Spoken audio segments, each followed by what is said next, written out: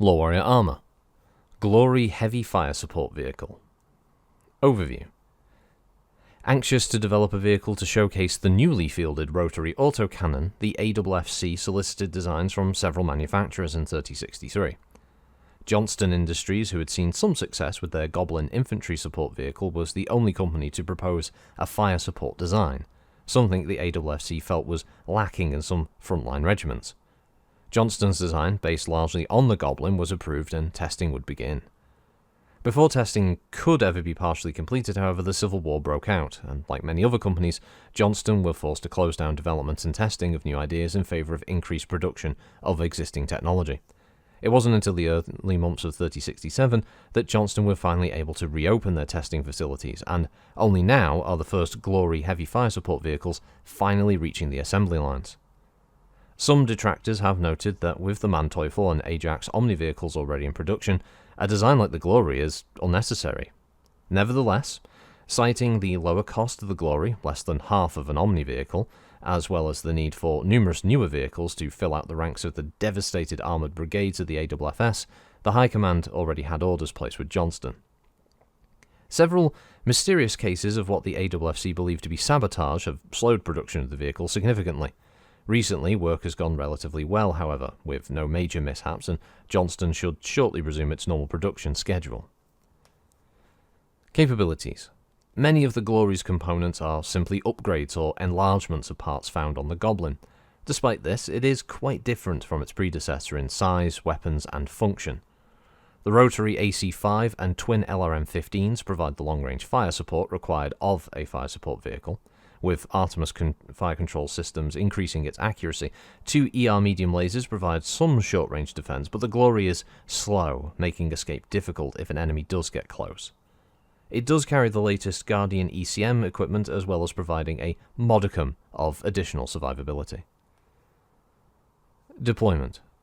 The Glory is initially being deployed to the Certis Fusiliers, but plans call for the new vehicle to be distributed to other regiments by 3068. It's yet to see action, becoming available only after the Civil War ended. Variants. An early variant of the Glory carried a light Gauss rifle with 2 ton of munitions instead of the rotary and ER mediums. For a few of these, however, have been produced, as the Glory did lack any backup weapons under this configuration, and importing the light Gauss rifle from the Free Worlds League was overtly costly. So this is a vehicle that's 85 ton, it's tracked as a power plant that is the Strand 255 fusion engine. It moves at 32 cruise and 54 flank. Its armour is Duralex Heavy Ferrofibrous. It's armoured as a single Midron Tornado rotary AC-5 with 2 Coventry Starfire LRM-15 racks, 2 Diverse Optics extended range medium lasers. It's manufactured by Johnston Industries on New Certis. Its communication system is the Commutech multi-channel with Guardian ECM suite, and targeting and tracking is the Blazefire ranging system Type 3 with Artemis fire control. It translates into a tank that has a cruise of 3 and a flank of 5, obviously, heat sinks of 10, armour of 60 on the front, 50 on the sides, 31 on the rear, and 60 on the turret, which makes sense considering it's quite a prominent part of the vehicle. The Rack 5 is obviously the most dominant feature there in the turret, with 40 rounds of fire in the body. The twin LRM-15s sit either side of that gun, also located in the turret naturally, with the Artemis fire control being there, and it has 32 rounds of fire from the LRMs, and 2 ER medium lasers located in the front with its Guardian ECM nice and snug in the body. Visually, yeah, it doesn't resemble the Goblin in any way, shape or form, but it does resemble some kind of large insect traversing the battlefields while firing a massive cannon off its back.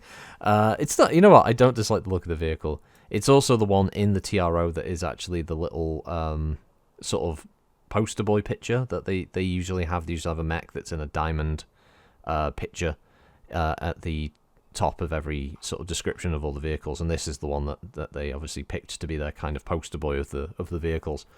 I can see why. It's kind of cool. It almost looks like a kind of refit civilian vehicle, like some kind of exploration vehicle, or something to do with like mining or something like that that's been heavily modified and redesigned for combat.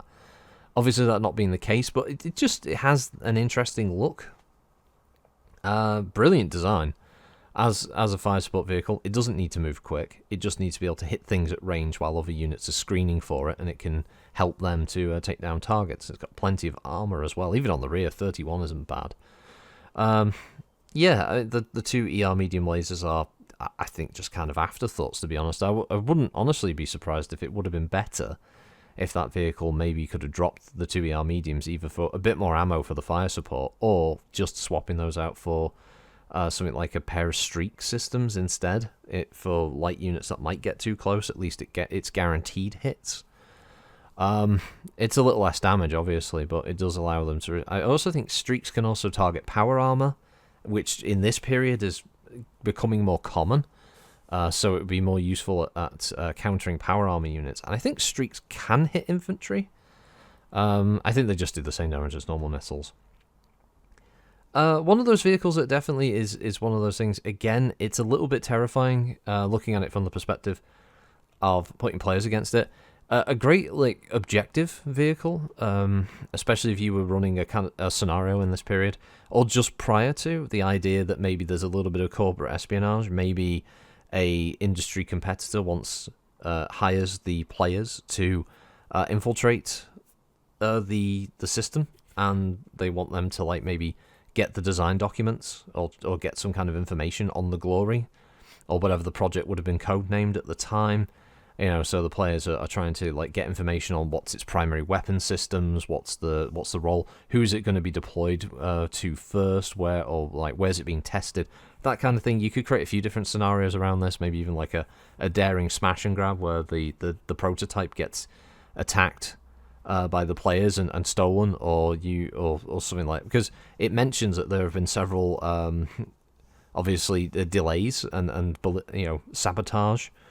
So you could create a couple of little games around that idea of either trying to protect the place from someone trying to steal it, or destroy the testing the test bed machine, or sabotaging the production line, that kind of thing. There's a few different ideas you can come up with that. So it's fun that they've put that in there, and I could definitely have ones where the players maybe have to. The vehicle is going out on its first sort of test run.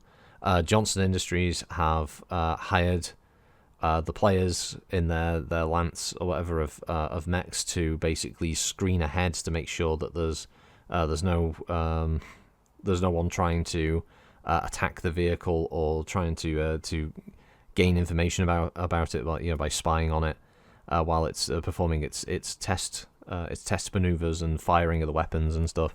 So you could do that kind of thing. So yeah, there's a few interesting ones there. So, but yeah, the Glory, I like it. It looks kind of cool, and it's got a pretty decent fire setup. So yeah, and I like vehicles that aren't just roll forward and kill everything. The fire support's nice. I like support roles in a lot of things, a lot of computer games and stuff. So yeah, that's the Glory. Second to last one, we've got the Ajax next, and that's the end of the vehicles in 36.7. So yeah. Catch you in the next one. Have a good one all. Thanks again. Bye-bye.